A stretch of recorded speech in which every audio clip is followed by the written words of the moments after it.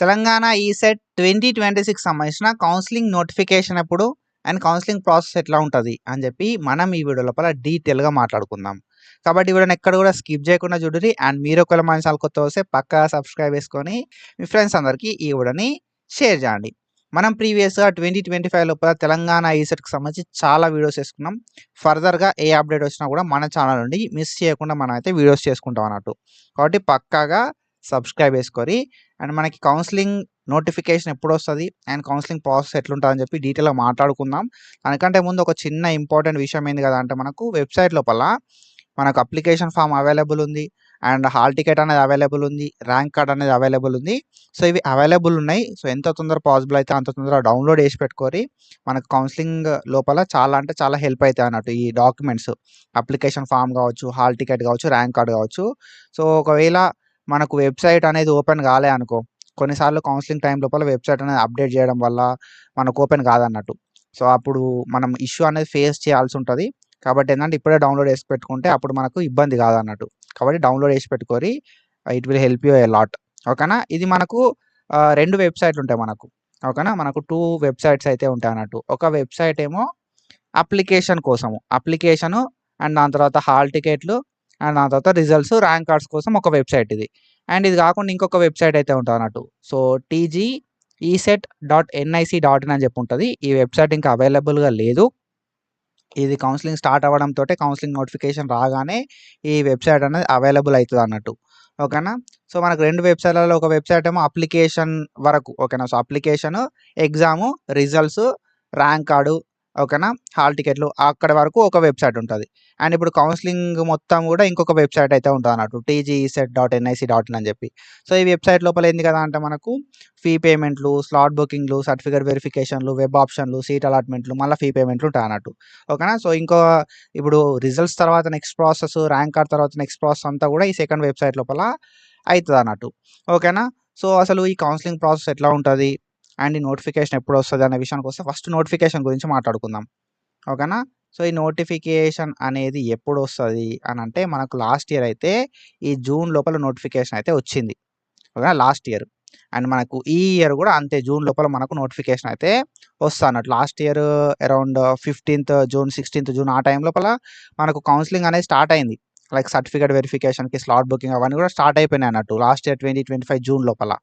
And ఈ year మనకు June లోపల పక్కాగా నోటిఫికేషన్ అయితే వస్తుంది. నోటిఫికేషన్ వచ్చిన వెంటనే మీకు అప్డేట్ కావాలనుకున్నా, నోటిఫికేషన్ తర్వాత నెక్స్ట్ ప్రాసెసెస్, నెక్స్ట్ స్టెప్స్ గురించి అప్డేట్స్ కావాలనుకున్నా కూడా సబ్స్క్రైబ్ చేసి పెట్టుకొని మన అనల్జెసిక్ ట్యూటర్ యూట్యూబ్ ఛానల్ని, మనకు యూట్యూబ్ ఛానల్తో పాటు ఇన్స్టాగ్రామ్ పేజ్ కూడా ఉంది. మీరు అక్కడ నుండి కూడా నాకైతే మెసేజ్ అయితే పెట్టవచ్చు.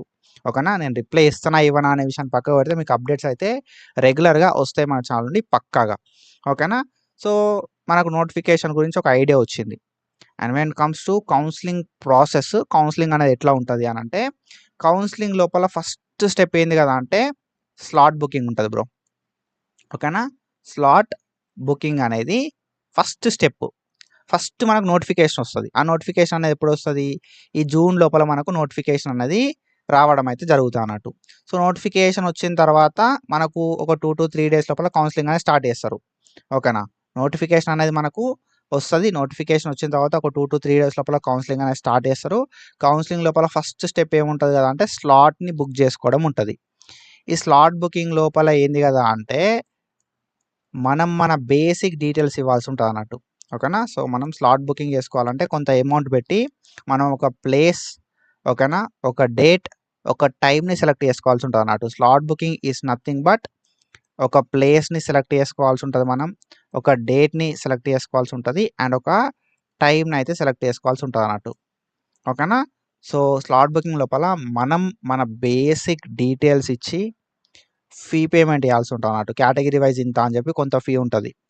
ఓకేనా. సో కేటగిరీకి ఇంత అని చెప్పి ఒక ఫీ ఉంటుంది. ఆ ఫీని మనం పే చేసి ఒక ప్లేస్, ఒక డేట్, ఒక టైంని అయితే సెలెక్ట్ చేసుకోవాల్సి ఉంటుంది అన్నట్టు. దాన్ని మనం స్లాట్ బుకింగ్ అంటాం.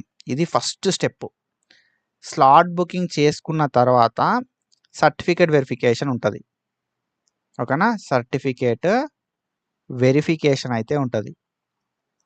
సర్టిఫికేట్ వెరిఫికేషన్ లోపల ఏంది కదా అంటే, మనకు ఏదైతే మనం స్లాట్ బుకింగ్ లోపల ఒక డేటు, ఒక ప్లేసు, ఒక టైంని సెలెక్ట్ చేసుకున్నామో ఆ డేట్ రోజు ఆ టైంకి, ఆ ప్లేస్‌కనేది మనం వెళ్ళి, మన సర్టిఫికేట్స్ అనేది చూపించాల్సి ఉంటదన్నట్టు. ఓకేనా? సో, దాన్ని మనం సర్టిఫికేట్ వెరిఫికేషన్ అంటాం. మన అన్ని ఒరిజినల్ డాక్యుమెంట్స్ అన్ని పట్టుకుపోయి మనమైతే సర్టిఫికేట్స్ అన్నీ చూపించాల్సి ఉంటది. సో, అయిపోయిన తర్వాత నెక్స్ట్ ఏంది గదా అంటే, సర్టిఫికేట్ వెరిఫికేషన్ అయిపోయిన తర్వాత మనకు ఒక లాగిన్ ఐడీ వస్తదన్నట్టు. ఆ లాగిన్ ఐడీని బేస్ చేసుకొని మనం వెబ్ ఆప్షన్‌లు ఇవ్వాల్సి ఉంటది. ఓకేనా? Web options. వెబ్ ఆప్షన్‌ల తర్వాత మనకు వెబ్ ఆప్షన్‌లో కూడా ఒక 2-3 డేస్ ఆఫ్ టైమ్ ఇస్తారన్నట్టు. ఆన్‌లైన్ లోపలనే వెబ్ ఆప్షన్‌లుంటాయి. స్లాట్ బుకింగ్ ఆన్‌లైన్ లోపలనే ఉంటది. ఓకేనా? మనం మన బేసిక్ డీటెయిల్స్ ఇచ్చి, ఫీ పేమెంట్ చేసి, ప్లేసు, డేటు, టైము అవన్నీ సెట్ చేసుకోవడానికి అంతా కూడా ఆన్‌లైన్‌లోనే ఉంటది. ఆన్‌లైన్ లోపల స్లాట్ బుకింగ్ చేసుకున్న తర్వాత మనకు సర్టిఫికేట్ వెరిఫికేషన్ అనేది ఉంటదన్నట్టు.